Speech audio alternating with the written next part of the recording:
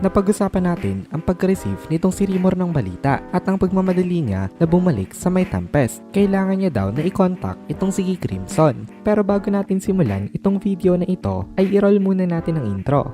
Hello everyone and welcome to my channel, ang inyong source ng Tagalog na Tansura Contents. Sa channel na ito ay pinag-uusapan natin ang mga nangyayari sa may Tansura Universe. So without further ado, let's get into the video.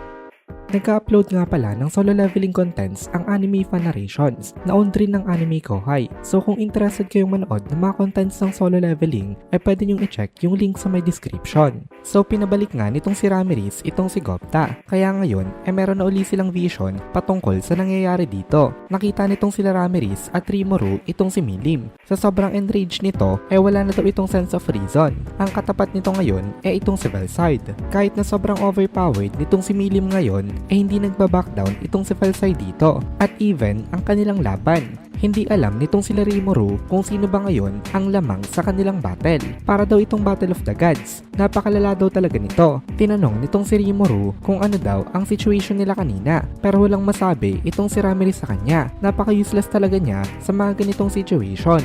Kasi hindi na siya composed at naunahan na siya ng pagpapanik. So ang next step forward dito ngayon ay itong si Benimaru at siyang nagpaliwanag ng situation kay Rimuru. Ipinaliwanag nitong si Benimaru na wala na daw sila kaninang contact dito. Kaya pinabalik daw itong si Gopta para magkaroon ulit sila ng vision. Gamit nitong sila Ranga ang kanyang wind manipulation para alamin kung ano nangyayari sa kanilang paligid. Amoy lang kasi ang kanilang way para malaman kung ano nga nangyayari dahil ang buong paligid dito ay puno ng snow at yelo. So basically, wala talaga silang makita. Ang mga natitirang scent lang daw dito ay ang kay Velside at ang kay Milim. Nagtataka itong si Rimuru kung ano daw ang situation ng mga naging sculptures. Pero sabi ni Benimaru ay hindi rin daw nila alam sa ngayon kasi maging itong si Ranga daw ay hindi kayang lumapit. Dahil kapag lumapit pa daw ito ng konti pwede na rin ito mapasama sa mga naging sculptures. Kabadong-kabado na daw itong si Gopta dito. Pero pinagsabihan daw ito nitong si Benimaru.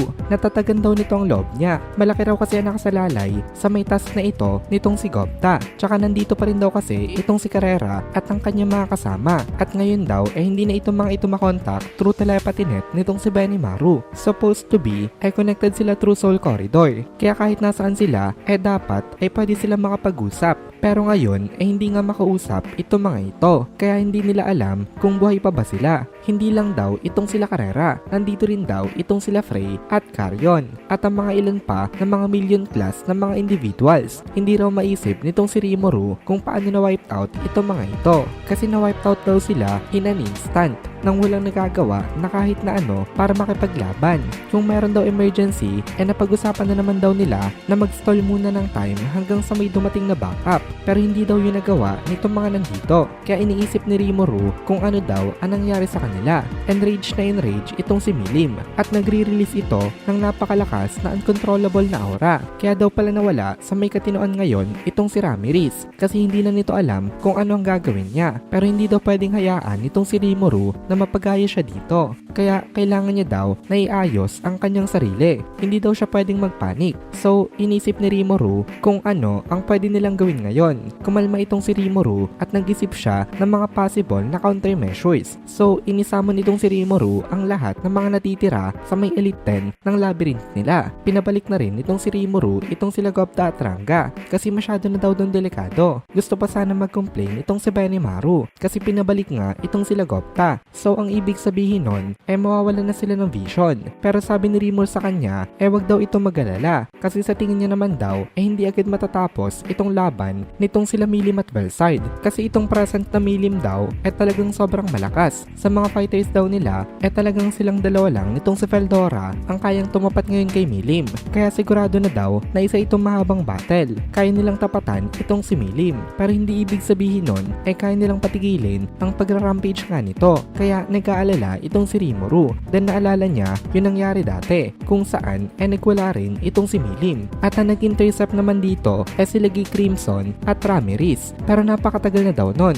Hindi niya daw pwedeng i-expect itong si Ramirez ngayon na ito ay makakapagbigay pa sa kanila ng ganong klase ng tulong. Pero tinanong pa rin itong si Rimuru, itong si Ramirez dito, just in case daw na merong secret technique ito na pwede niyang gamitin. Sabi ni Rimuru, sa tingin daw pa nitong si Ramirez kaya niyang ibalik si Milim sa kanyang senses. Basically, itong si Rimuru daw muna ang bahala kay Velside. Tapos pakalmahin daw nitong si Ramirez itong si Milim. Pero nagreply itong si Ramirez dito na gusto daw ba nitong si Rimuru na mapatay siya nitong si Milim. Kaya dito na-confirmed na nga na talagang useless nga itong si Ramirez at wala na siya nakatago na kahit na anong trump card na pwede niyang gamitin. Especially kapag nasa labas ng labyrinth ang mga nangyayari. Ngayon, busy na itong sila Benimaru sa paggagather ng kanilang mga executives para sa gaganapin nila na emergency meeting. Pero wala pa rin naiisip na paraan itong si Rimuru. Hindi niya daw talaga ina-expect na magagawa ito ng kalaban kay Milim.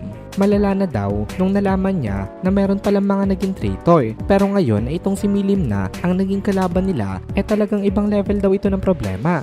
Masyado daw itong mabigat para sa kanila. Tapos nag-report pa itong si Shell Sensei sa kanya na kung magpapatuloy daw itong pagra-rampage nitong si Milim ngayon meron daw possibility na mag-collapse itong kanilang mundo. Isa daw itong forbidden tragedy na mapakakampi o kalaban man talagang maapektuhan.